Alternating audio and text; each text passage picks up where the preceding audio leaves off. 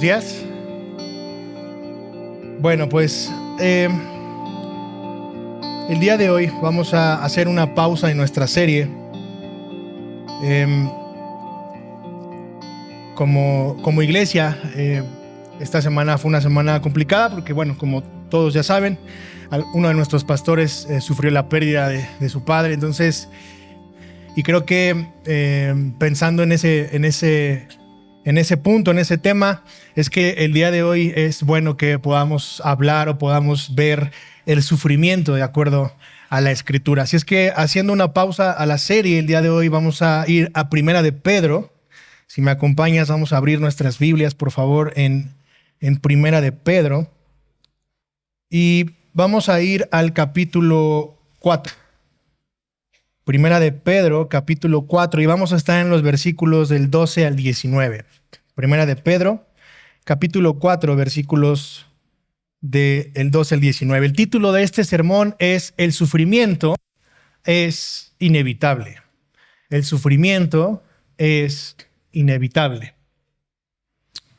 Mi mensaje para hoy, o mi argumento para esta mañana, que me gustaría que se quedara en tu mente como un resumen de todo lo que veremos el día de hoy, es el siguiente. Dice, en mi mensaje para hoy es: si tú eres creyente, es decir, que estás en Cristo, eres coheredero de todo lo que Él ganó en esa cruz, y esto también incluye sus padecimientos y sus sufrimientos. Mi mensaje para hoy es: si tú eres creyente, es decir, que estás en Cristo, eres coheredero de todo lo que Él ganó en esa cruz, y esto también incluye sus padecimientos y sufrimientos.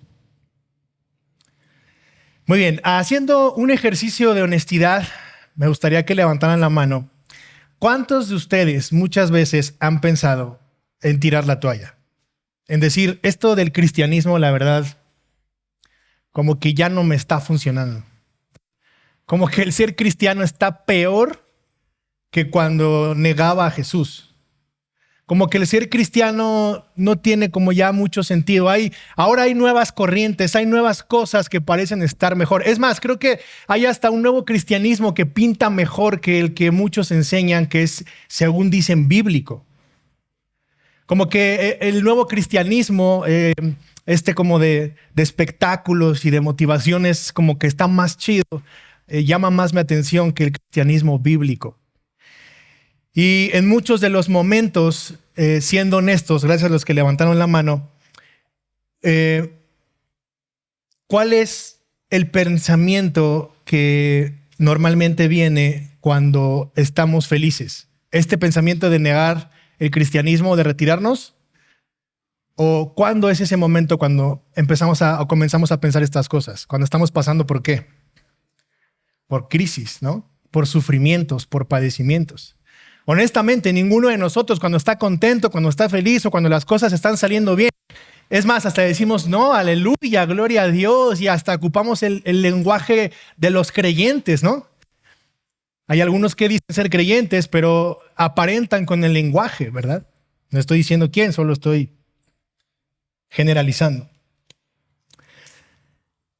Cuando estamos sufriendo es cuando normalmente comenzamos a renegar, cuando nos comenzamos a quejar y cuando empezamos a querer salir del problema pensando que el cristianismo no funciona, que el cristianismo no sirve. Y según los expertos en la conducta humana, una persona experimenta 4 escenarios cuando pasa por un dolor o cuando pasa por un sufrimiento. El primero de estos pensamientos es la negación. Creo que aquí todos nos vamos a identificar. Y yo he sido testigo de esto en consejerías. El primero de estos es la negación.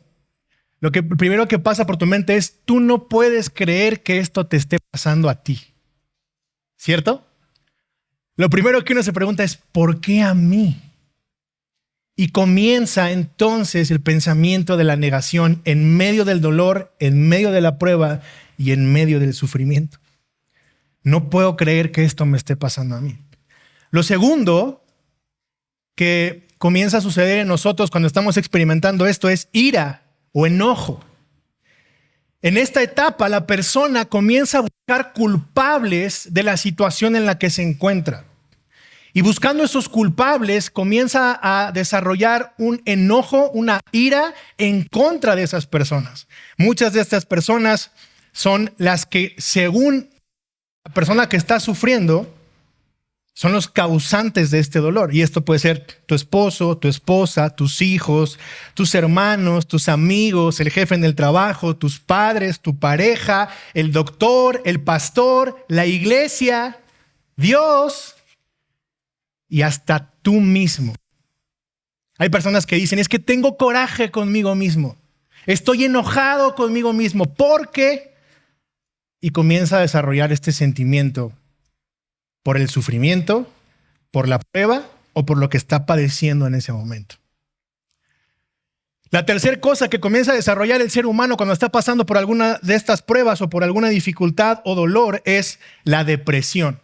Primero entonces tenemos la negación, después el enojo, después la depresión. Comenzamos a sentir un deseo o más bien, ya no hay un deseo de ir hacia adelante, ya no tengo fuerzas para seguir, ya nada vale la pena, ya no hay esperanza, todo se ve oscuro, esto nunca va a cambiar, no hay salida, no encuentro la solución. Y entonces empezamos a deprimirnos ahora.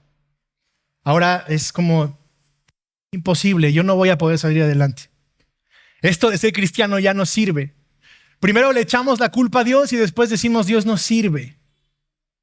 Y la última etapa, que creo que es la bíblica y la que tristemente como creyentes ignoramos, es un entendimiento correcto de quién es Dios. Porque aunque muchos de los que pasamos por estas pruebas, y si tú no eres creyente y estás escuchando esto, es curioso, pero cuando estamos pasando por una dificultad, en la segunda etapa de enojo y de ira, le echamos la culpa a Dios cuando toda la vida hemos renegado de Dios. Y aunque somos creyentes, todavía es peor, porque se supone que deberíamos de conocer a Dios y empezamos a buscar al primer culpable y ese es Dios. Y es una incongruencia. Pero la cuarta etapa debería ser la que nosotros como cristianos pudiéramos aterrizar en nuestras vidas cuando pasamos por un momento de prueba o de dolor. Esta etapa debiera ayudarnos a entender que no es culpa de Dios, que esto que está pasando, el individuo, la persona que está sufriendo, no es algo que se salió del control de Dios. Esto no es algo que Dios no previno, no es algo que se le salió de las manos. Pero para esto necesitamos entender entonces qué es lo que la Biblia nos enseña sobre el sufrimiento en nuestras vidas y tenemos que también aprender a cómo es que debemos de verlo. Es decir, tenemos que aprender a cómo es que Dios ve el sufrimiento para que desde la perspectiva divina nosotros podamos comprender por qué es que sufrimos o por qué es que padecemos. Y entonces, a la luz de todo esto, es que podemos concluir que el sufrimiento, mis queridos hermanos, es algo inevitable, es algo por lo que vamos a pasar, es algo que vamos a experimentar en algún momento de nuestras vidas. Y Pedro lo enseña de la siguiente manera, así es que vamos a entrar a nuestro texto. Primera de Pedro, capítulo 4, versículos del 12 al 19. Dice, amados, no se sorprendan del fuego de prueba que en medio de ustedes ha venido para probarlos como si alguna cosa extraña les estuviera aconteciendo. Antes bien, en la medida en que comparten los padecimientos de Cristo, regocíjense para que también en la revelación de su gloria se regocijen con gran alegría. Si ustedes son insultados por el nombre de Cristo, dichosos son, pues el Espíritu de gloria y de Dios reposa sobre ustedes. Ciertamente por ellos Él es blasfemado, pero por ustedes es glorificado. Que de ninguna manera sufra alguien de ustedes como asesino, o ladrón, o malhechor, o por entrometido. Pero si alguien sufre como cristiano, que no se avergüence, sino que como tal glorifique a Dios. Porque es tiempo de que el juicio de Dios comience por la casa de Dios. Y si comienza por nosotros primero, ¿cuál será el fin de los que no obedecen el evangelio de Dios? Y si el justo con dificultad se salva, ¿qué será del impío y del pecador? Así que los que sufren conforme a la voluntad de Dios encomienden sus almas al fiel Creador, haciendo el bien. Padre, gracias por este tiempo. Gracias por este día, Señor, que podemos acercarnos al trono de la gracia y podemos ser alimentados por el poder de tu evangelio y de tu palabra. Señor, te ruego que esta mañana podamos salir con un entendimiento correcto del sufrimiento y que podamos glorificar tu nombre por medio de este padecimiento, Señor. Te ruego que traigas esperanza a nuestros corazones como creyentes, como iglesia, y que también traigas esperanza, regocijo y consuelo a Elí y a su familia, Señor. Te damos gracias en este día, en el nombre de Jesús. Amén. Ok. El sufrimiento es algo inevitable. Fíjate qué interesante es ver cómo Pedro comienza en el versículo 12 con una palabra que nos da la clave para entender que lo que está haciendo Pedro es hablándole a los creyentes. Dice, amados. Y eso significa que se está dirigiendo a la iglesia, se está dirigiendo a los creyentes. Específicamente, Pedro está escribiendo esta segunda carta a la iglesia ubicada en lo que hoy conocemos como Turquía, en la Asia Menor. Porque en ese momento la iglesia, en este tiempo, la iglesia en Turquía, en Asia Menor, estaba sufriendo demasiados ataques y demasiada opresión por parte de los romanos. Entonces era una iglesia que estaba constantemente sufriendo, constantemente padeciendo por la causa de Cristo. Así es que Pedro comienza diciendo, amados, y es increíble la siguiente palabra, no se sorprendan. No se sorprendan. Así es que a la luz de este versículo 12, nosotros podríamos preguntarnos lo siguiente, ¿el sufrimiento es algo normal? ¿Qué no se supone que los cristianos solo se ríen? ¿Qué no se supone que los cristianos solo van a la iglesia los domingos a aplaudir, a brincar y a cantar? ¿Qué no se supone que si están más cerca de Dios, ellos deberían de estar disfrutando de una vida plena y gozosa? ¿Qué no se supone que los creyentes, los cristianos son millonarios? ¿Qué no se supone que los que son cristianos tienen empresas y son dueños de fábricas de textiles y tienen grandes cuentas en el banco? ¿Qué no se supone que a los cristianos no les falta nada porque son cristianos? Y Pedro está diciendo, amados, no se sorprendan. Y lo que Pedro está diciendo aquí es, hey, ustedes, creyentes, no deberían de sorprenderse. ¿De qué? Del fuego de prueba que en medio de ustedes ha venido para probarlos. Wow. Entonces, la expectativa que el mundo nos dice de cómo se supone que los no creyentes nos ven, como personas que nunca les pasa nada, como personas que si te vas a esta religión todo va a estar bien y te van a dar 5 puntos para un matrimonio feliz, 10 puntos para hijos exitosos, 25 puntos para un trabajo pleno, 10 puntos para ser un super líder espiritual, 25 puntos para abrir una iglesia exitosa. Parece que la Biblia está contradiciendo todas esas enseñanzas o lo que la gente piensa que es el cristianismo. Pero lo terrible de todo esto es que muchas veces como creyentes nosotros no tenemos el entendimiento de esto que la Biblia nos enseña y pensamos que eso es el cristianismo. O que a lo mejor es una embarradita de una cosa y de otra. Que puede haber momentos un poco malos en mi vida, pero no todo el tiempo debe de ser así. Pero cuando vamos a la Escritura dice, ¿por qué se sorprenden? Pastores, que estoy pasando por una adversidad. Y el síntoma, la expresión es como de queja, es como de, no manches, o sea, ¿por qué me está pasando esto? ¿Recuerdan los primeros cuatro puntos? Empieza la negación, ¿cómo esto me está pasando a mí? Y Pedro dice, ¿por qué te sorprendes? Entonces, como creyentes, nuestra actitud diaria hacia la vida debería de ser una forma de entender que los sufrimientos y los padecimientos es algo normal. ¿Se dan cuenta? Cuando tú te despiertas en la mañana y abres los ojos y le das gracias a Dios por el día que estás viviendo, tú también deberías de orar y decirle, Señor, gracias, porque seguramente hoy voy a sufrir. Porque seguramente hoy voy a padecer. porque seguramente hoy voy a ser probado, porque seguramente hoy voy a vivir una dificultad, porque seguramente hoy algo va a pasar que me va a causar dolor. Y eso debería ser entonces lo que nos está moviendo. Pero cuando nosotros no entendemos esta parte, porque no la conocemos o porque simplemente a lo mejor lo hemos leído pero no hemos puesto atención en ello, llega el sufrimiento, llega el dolor, llega la prueba, y es entonces cuando comenzamos a renegar o a quejarnos simplemente de lo que está pasando en nuestras vidas. Entonces, ¿el sufrimiento es algo normal? Y de acuerdo a la Escritura, sí, es algo normal. Mis hermanos, esta creación, este planeta en el que nosotros vivimos, está en reconstrucción, así como tu vida y la mía. Este planeta, este país en donde tú y yo vivimos, esta vida que tú y yo tenemos, este cuerpo en el que tú y yo estamos, está en completa reconstrucción. Es un planeta caído, y es un planeta caído, ¿por qué? Por el pecado. Génesis capítulo 3 nos lo enseña y nos lo muestra.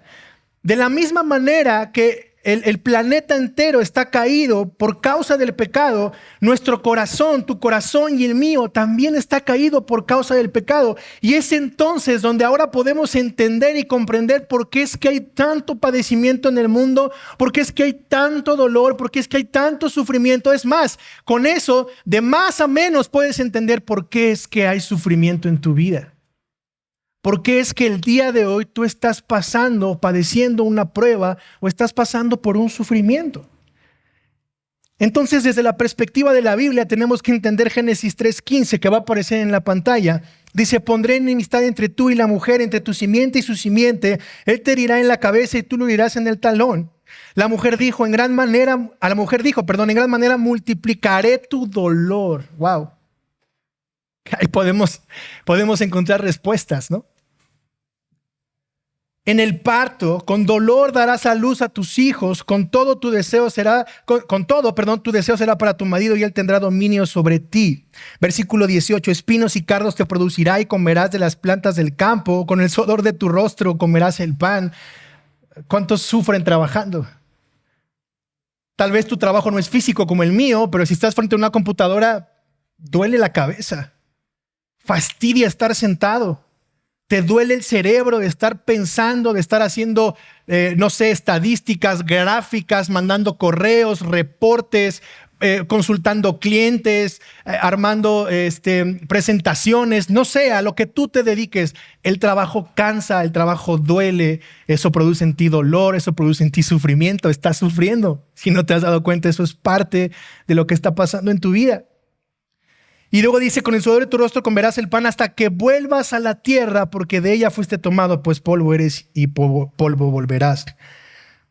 Versículo 22, entonces el Señor Dios dijo, ahora el hombre ha venido a ser como uno de nosotros, conociendo ellos el bien y el mal. Cuidado ahora, no vaya a extender su mano y tome también del árbol de la vida y coma, viva para siempre. Versículo 24, expulsó pues al hombre y al oriente del huerto de Edén puso querubines y una espada encendida que giraba en todas direcciones para guardar el camino del árbol de la vida.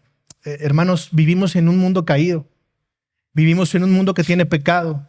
Y tu corazón y el mío también tienen pecado. Y eso produce el dolor y el sufrimiento en nuestras vidas.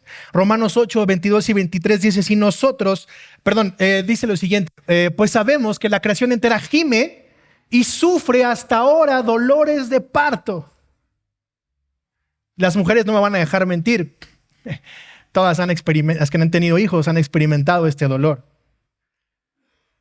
¿Hay alguna mujer que haya tenido un hijo y no le haya dolido nada?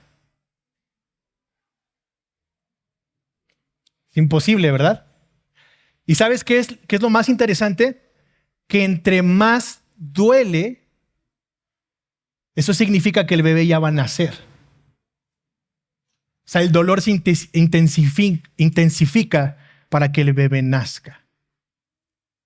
Si eso lo aterrizamos a lo que estamos leyendo aquí, eso significa que el dolor se va a intensificar en tu vida y en la mía.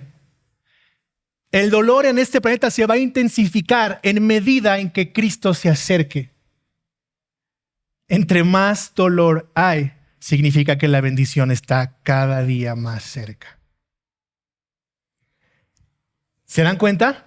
¿Cómo el panorama cambia? Como al principio muchos de ustedes pensaron, este cuate es masoquista, nos quiere hacer sufrir, le gusta el dolor, está loco, o qué es lo que está enseñando. Pero en la medida en la que vamos a ir avanzando, te vas a ir dando cuenta que conforme entendemos cómo es que Dios ve el sufrimiento, es que nosotros podemos ir encontrando paz, ir encontrando consuelo, ir encontrando refugio, porque a pesar de todo, si tú eres creyente, hay esperanza al final del dolor, de la prueba y del sufrimiento. Si nosotros no entendemos el origen de nuestro dolor, seremos incapaces de entender la razón de nuestro dolor. Lo siguiente que dice Pedro es que seremos, como dice ahí, probados. Ojo, dice probados, no condenados, sino probados. En el original esto es purificar, separar lo que es de Dios y lo que no es de Dios, separar los verdaderos creyentes de los que no lo son.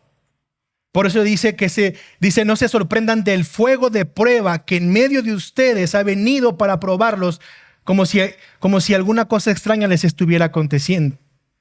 Las pruebas sirven para separar lo que es de Dios y lo que no es de Dios. Los verdaderos creyentes de los que no son creyentes. Los creyentes que viven para la gloria de Dios renunciando a ellos mismos, y los creyentes que dicen ser creyentes pero viven para sí mismos satisfaciendo sus propias necesidades. Aquí es donde se ve los que tienen una mente puesta en las obras de la carne y los que tienen una mente puesta en las cosas del Espíritu. También sirve para ver a los hombres maduros en la fe y a los niños en la fe. En el momento de las pruebas, en el momento de las adversidades, es cuando vamos a responder como creyentes maduros en la fe o como niños en la fe, negando a Cristo, volteándonos, recibiendo la disciplina del Señor porque sabemos que eso es de bendición para nosotros, no alejándonos de la iglesia porque me están disciplinando. No estoy diciendo que no seas creyente, pero muy probablemente seas un niño en la fe. Pero cuando llegan las pruebas, cuando llegan las dificultades, cuando llega el dolor, cuando llega el sufrimiento, es cuando podemos ver si verdaderamente somos maduros en la fe o aún somos niños en la fe. Y también para eso sirve el sufrimiento. Segunda de Corintios 5:15 dice, y por todos murió, para que los que viven ya no vivan para sí, sino para aquel que murió y resucitó por ellos. De manera que nosotros, de ahora en adelante ya no conocemos a nadie según la carne. Aunque hemos conocido a Cristo según la carne, sin embargo ahora ya no lo conocemos así. De modo que si alguno está en Cristo, nueva criatura es, las cosas viejas pasaron, ahora todas son hechas nuevas. Ahora vivimos para Cristo. Entonces tenemos a los dos grupos de personas, los que viven dejando una vida o dando una vida que glorifica a Dios en medio de estas dificultades, o aquellos que solo reniegan y se quejan de las dificultades que encuentran en la vida como creyentes. ¿Cuál es nuestra actitud como creyentes? Y esta debería ser la de esperar y dar por hecho que todos los días seremos probados. Es decir, sufriremos y seremos pasados por fuego constantemente. ¿Cuántos dicen amén a eso? El versículo 13 y el versículo 14 dice lo siguiente. Antes bien, en la medida en que comparten los padecimientos de Cristo, regocíjense para que también en la revelación de su gloria se regocijen con gran alegría. Si ustedes son insultados por el nombre de Cristo, dichosos son, pues el Espíritu de gloria y de Dios reposa sobre ustedes. Ciertamente por ellos Él es blasfemado, pero por ustedes es glorificado. A la luz de esto, la pregunta sería, ¿por qué padecemos y cuál debe de ser nuestra respuesta al padecimiento? En esta vida donde tú y yo estamos, de este lado de la eternidad, de acuerdo a lo que acabamos de leer, Cristo nos está llamando ¿a qué? A padecer. Pero fíjate qué interesante cuando dice antes bien, en la medida en que comparten los padecimientos ¿de quién? ¿Qué pasa cuando aquí predicamos que en Cristo tenemos la victoria? ¿Cuántos dicen amén? ¿Qué pasa cuando decimos que en Cristo tú y yo somos justificados? ¿Cuántos dicen amén? ¿Qué pasa cuando decimos que gracias al sacrificio de Cristo ahora tú y yo tenemos entrada al trono de la gracia? ¿Cuántos dicen amén? Pero ahora, ¿qué va a pasar cuando vemos que todo eso lo tenemos por estar en Cristo, pero que también por estar en Cristo ahora también tenemos sus padecimientos y sus sufrimientos? ¿Cuántos dicen amén? Fíjate qué interesante, hermano, porque normalmente nosotros como una mente caída, como seres humanos, siempre decimos, es que mi sufrimiento, es que mi enfermedad, es que mi padecimiento, es que mi dolor. Pero no es tu dolor. Si tú estás en Cristo, es dolor de Cristo porque estás pegado a Cristo y estás sufriendo y padeciendo lo que Él sufrió. Ni siquiera eso es tuyo. Es más, ni siquiera las lágrimas que te salen por ese dolor, si tú estás en Cristo, no es tuyo. Es parte del padecimiento de Cristo porque ahora se supone que tú estás en Cristo. ¿Lo habías visto de esa forma? Ni yo lo había visto de esa forma. Créeme que al estar preparando esto, mi corazón recibió consuelo, mi corazón recibió gozo, mi corazón recibió alegría, porque todo esto que hemos pasado como iglesia y lo que he estado experimentando al lado de mi pastor y de mi amigo en su vida, también ha sido doloroso para mí. Porque no solo me lleva a dolerme con él, sino me lleva a pensar que un día yo voy a pasar por eso. Y aquí está mi padre. Y sabes, todos vamos a pasar por eso. Y eso es inevitable.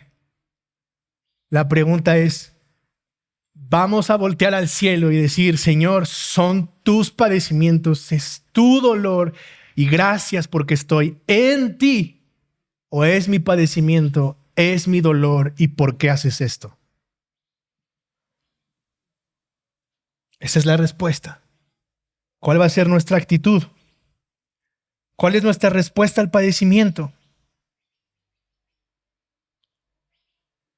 Versículo 14. Si ustedes seguimos ahí, padecimientos de Cristo. Y parecerá una contradicción porque dice, regocíjense para que también en la revelación de su gloria se regocijen con gran alegría. Wow. Mis hermanos, Jesús sufrió y ese sufrimiento se convirtió en gloria. Jesús dijo, Padre, si puedes, pasa de mí esta copa. Estaba sufriendo, ¿cierto? Le estaba doliendo. La Escritura dice que hasta sudó sangre.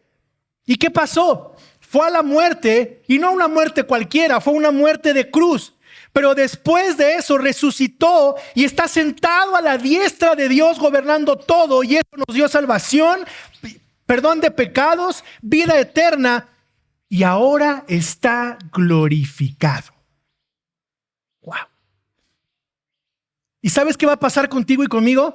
Vamos a padecer, nos va a doler, vamos a sufrir en este lado de la eternidad, pero cuando Él venga del otro lado, tú y yo vamos a ser glorificados. Y ya no va a haber dolor, ya no va a haber padecimiento, ya no va a haber sufrimiento. Pero ¿cómo nos cuesta regocijarnos para que también por la revelación de su gloria nosotros mostremos alegría en medio del dolor y del sufrimiento? Wow.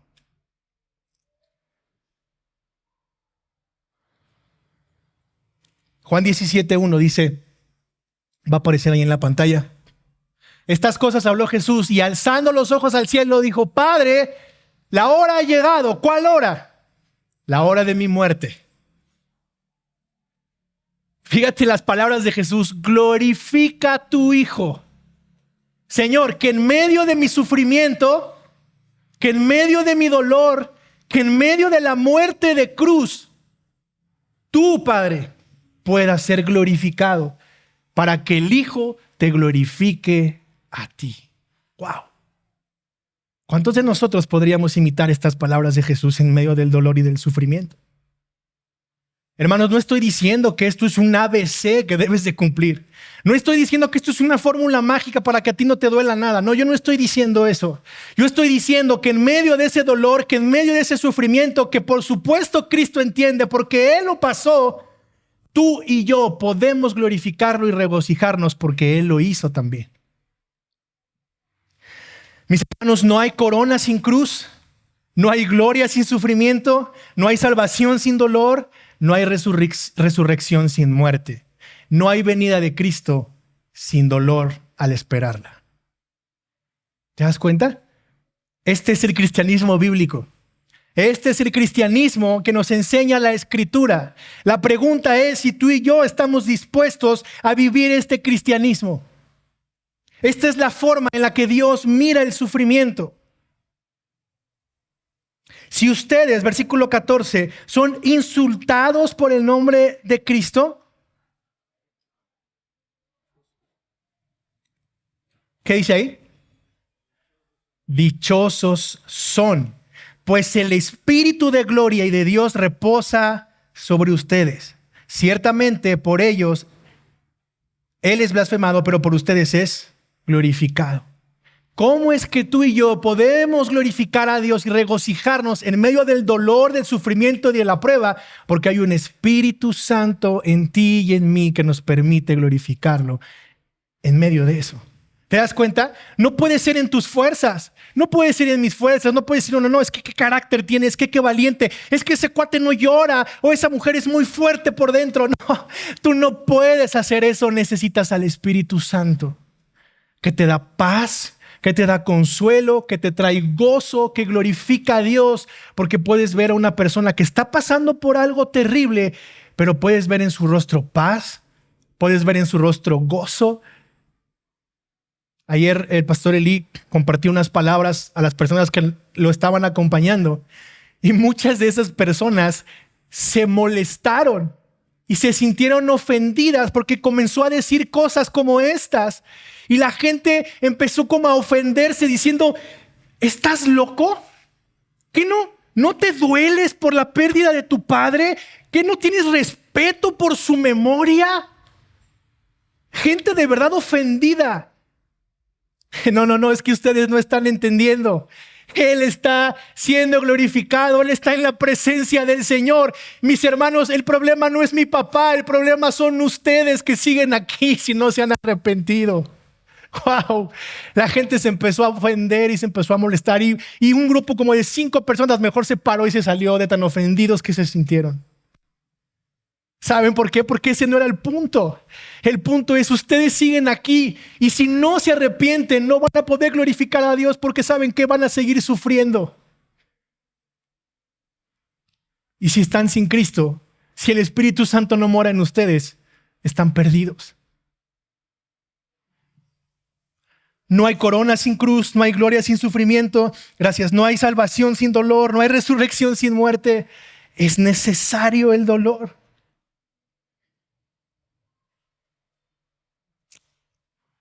Versículo 15 y versículo 16 dice que de ninguna manera sufra alguien de ustedes como asesino o ladrón o malhechor o por entrometido.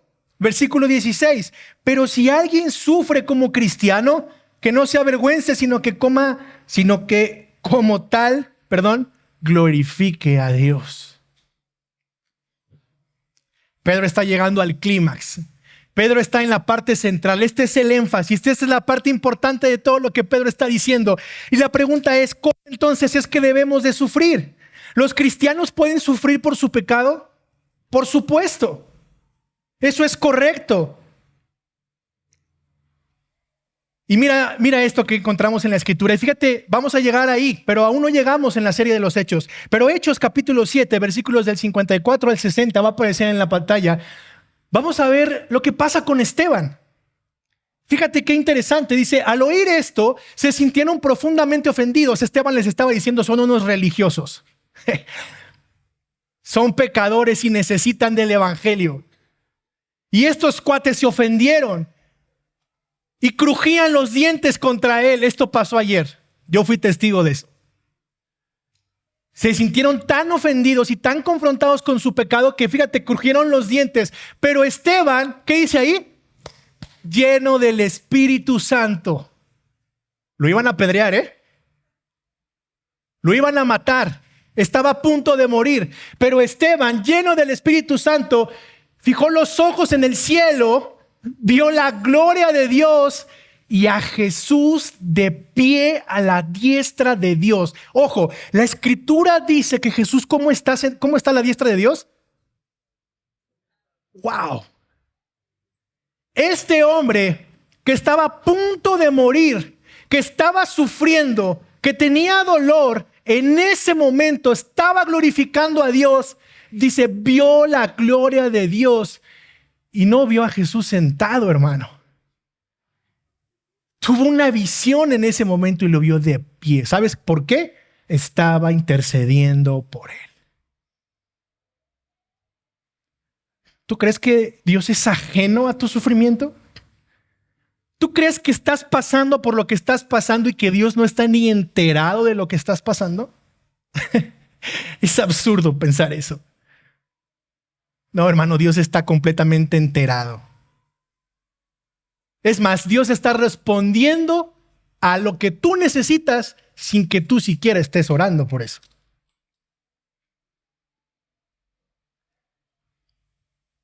La Biblia dice, pide y se te dará. Toca y se te abrirá. Pastor, pero es que ya le pedí y no me lo da. No. No dice, pide lo que se te pegue tu gana y Dios te lo va a dar. No. Muchas veces Dios te está dando lo que tú necesitas y no es lo que tú pediste. Porque lo que Dios te está dando es mucho mejor que lo que tú puedas pedir, porque tu mente no alcanza a saber qué es lo que tú verdaderamente necesitas. Pero tu Padre Celestial sí lo sabe y responde y lo da y lo hace. Wow, Esteban estaba pasando por un dolor terrible y tuvo el privilegio de ver la gloria de Dios y a Jesús intercediendo por él. Y sigue diciendo el versículo, si me ayudan más adelante, por favor. Y dijo, veo los cielos abiertos y al Hijo del Hombre de pie a la diestra de Dios. Entonces ellos gritaban a gran voz y tapándose los oídos, se lanzaron a una contra él. Echándolo fuera de la ciudad, comenzaron a apedrearlo y los testigos pusieron sus mantos a los pies de un joven llamado Saulo. Y mientras lo apedreaban, ¿qué hizo Esteban? Invocaba al Señor y decía, Señor Jesús, recibe mi espíritu. Cayendo de rodillas, clamó en alta voz, Señor, no les tomes en cuenta este pecado. Y habiendo dicho esto, durmió. ¿Quién dijo algo similar? ¿De quién aprendió Esteban? Wow. Jesús colgado en el madero, ellos echando suertes, y Jesús dijo, Padre, perdónalos porque no saben lo que hacen. Este hombre estaba siendo apedreado, se estaban burlando de él, estaba sintiendo dolor, y les dijo, Padre, perdónalos porque no saben lo que hacen. Pero entonces, ¿qué significa esto que dice que de ninguna manera sufra alguien de ustedes como asesino, ladrón o malhechor o por entrometido? Mis hermanos, ¿David sufrió por su pecado? Wow, creo que en su casa era un desastre, ¿no? ¿Sansón sufrió por su pecado?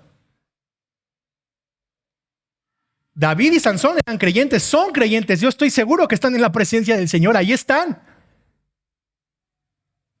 Pero la espada nunca se apartó de la casa de David. Sansón fue humillado, le sacaron los ojos por su lujuria. Wow. ¿Tú crees que Sansón sufrió un poquito?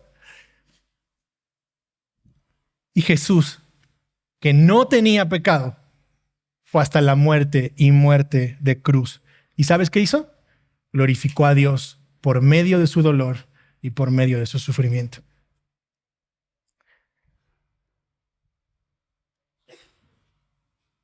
¿Vas a sufrir por ir en contra de la ley o vas a sufrir a causa de la ley? Eso ya es de cada quien.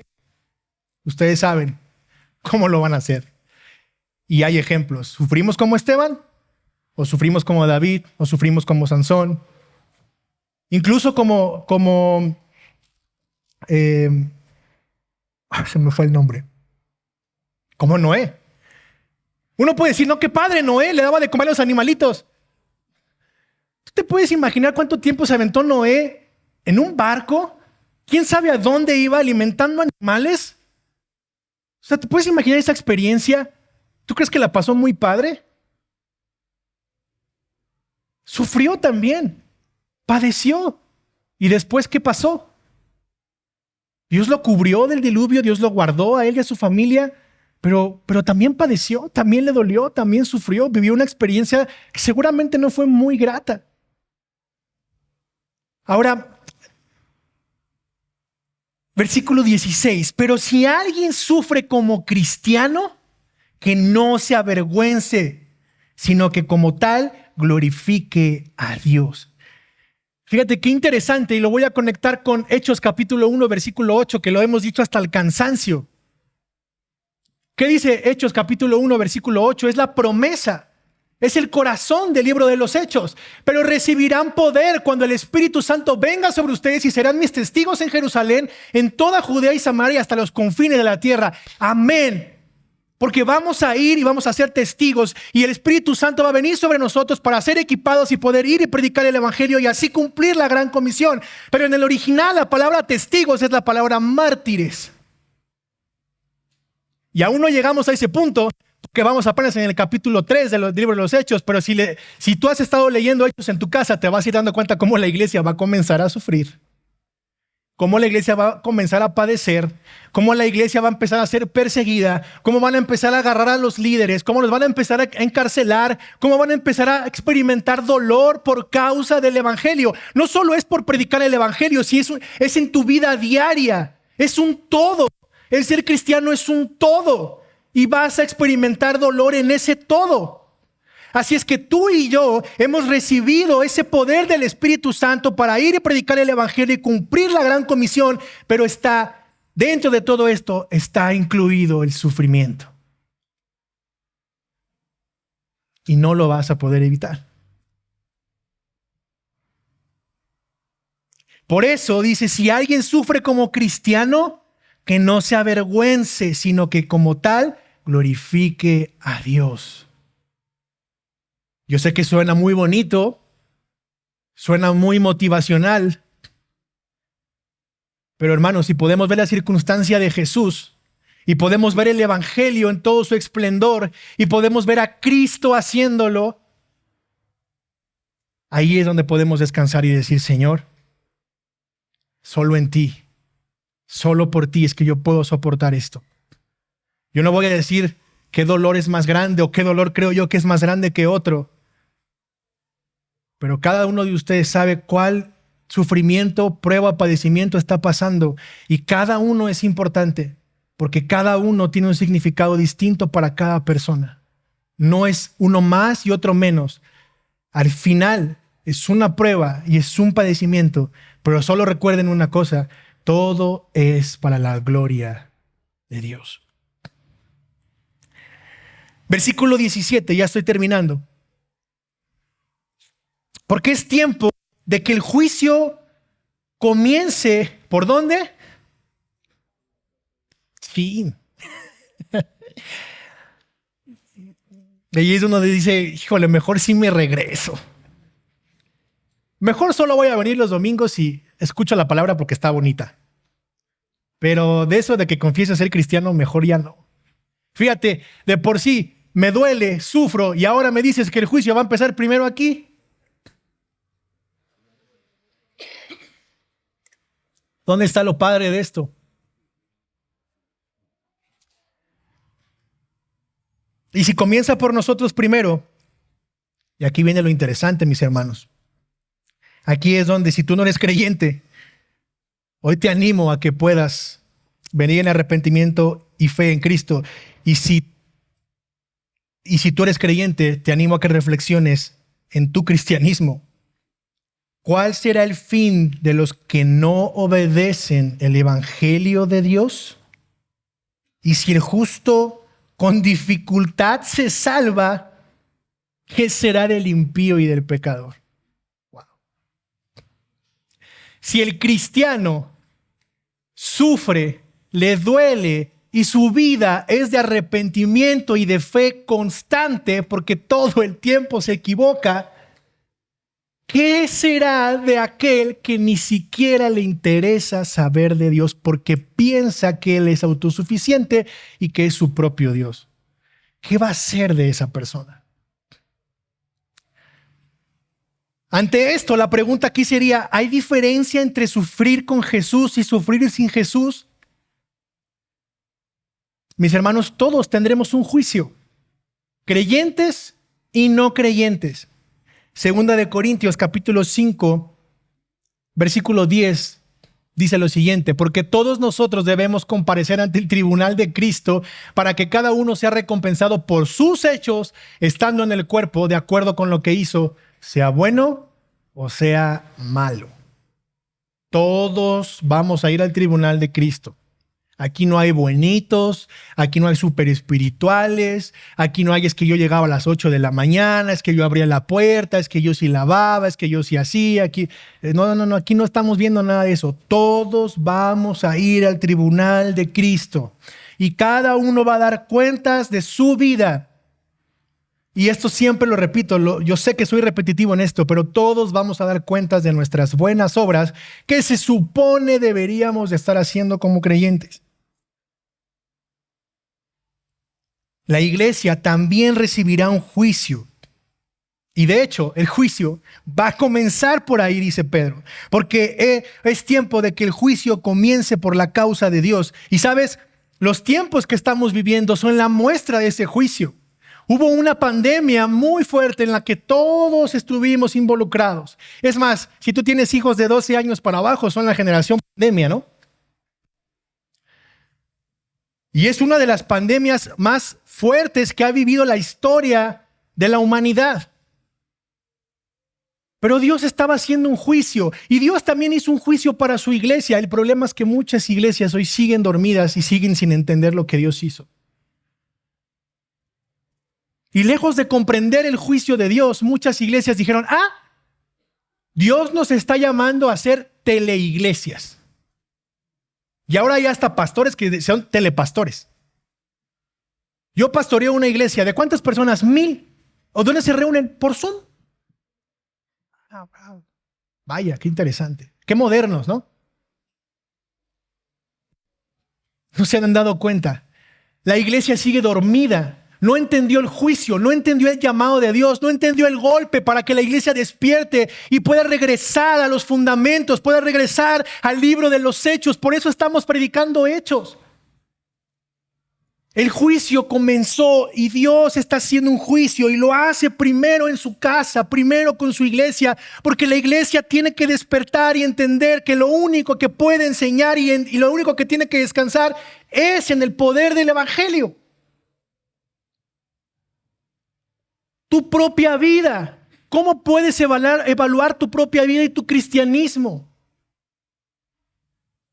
Dios puede hacer un juicio en tu vida y decir, haz un alto aquí.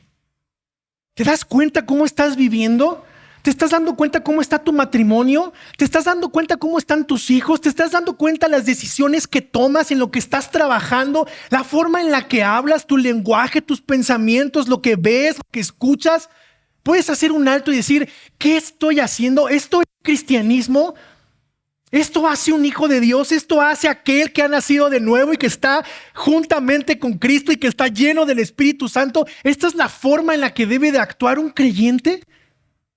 ¿Esto es lo que refleja un cristiano verdadero? La única forma de poder responder a esto es viendo a Cristo, es viendo a Jesús. Jesús puso su vida y sufrió y padeció para que ahora por medio de Él, el Espíritu Santo que mora en nosotros, nos ayude a exaltar a Jesús por medio del sufrimiento. Si somos uno con Cristo, eso significa que no solo somos uno para lo que hablábamos en un principio, sino que somos parte de su dolor y de sus sufrimientos. ¿Cuál es la esperanza entonces del sufrimiento? ¿Qué podemos hacer ante todo esto? ¿Qué hacemos ante todo este dolor? Versículo 19, así es que los que sufren conforme a la voluntad de Dios encomienden sus almas al fiel Creador ¿Cómo? Haciendo el bien. Hermanos, Jesús va a venir. Jesús va a regresar. Eso es un hecho. Apocalipsis 19, del 11 al 21, dice: vi el cielo abierto y apareció un caballo blanco. El que lo montaba se llamaba ¿cómo? Fiel y verdadero. Con justicia juzga y hace la guerra. Sus ojos son una llama de fuego y sobre su cabeza hay muchas diademas. Tiene un nombre escrito que nadie conoce sino él. Está vestido de un manto empapado en sangre y su nombre es el Verbo de Dios. ¡Wow! Ese Verbo va a venir por ti y por mí un día. Y entonces, después de todo ese dolor, después de todo ese padecer, después de todas esas pruebas, tú y yo seremos glorificados y estaremos la eternidad con Él, adorándolo y alabándolo por los siglos de los siglos. ¿Cómo podemos descansar en eso? Y con esto termino. Si me acompañan a la alabanza, por favor. Hebreos 12:2. Hebreos 12:2. Puestos los ojos en Jesús, el autor y consumador de la fe, quien por el gozo puesto delante de él, soportó la cruz despreciando la vergüenza y se ha sentado a la diestra del trono de Dios. Fíjate bien, el gozo puesto delante de él. Cristo no reflexionó sobre el dolor y el sufrimiento en la cruz. Cristo veía el gozo que significaba la resurrección y el estar sentado a la diestra del Padre. La pregunta es, en medio de lo que estés pasando, sea lo que sea, ¿puedes seguir sentado y pensando en cuánto te duele? ¿O puedes sentarte y ver la cruz y tratar de ver tu dolor comparado con ese dolor? Y no solo ver eso, sino ver el gozo.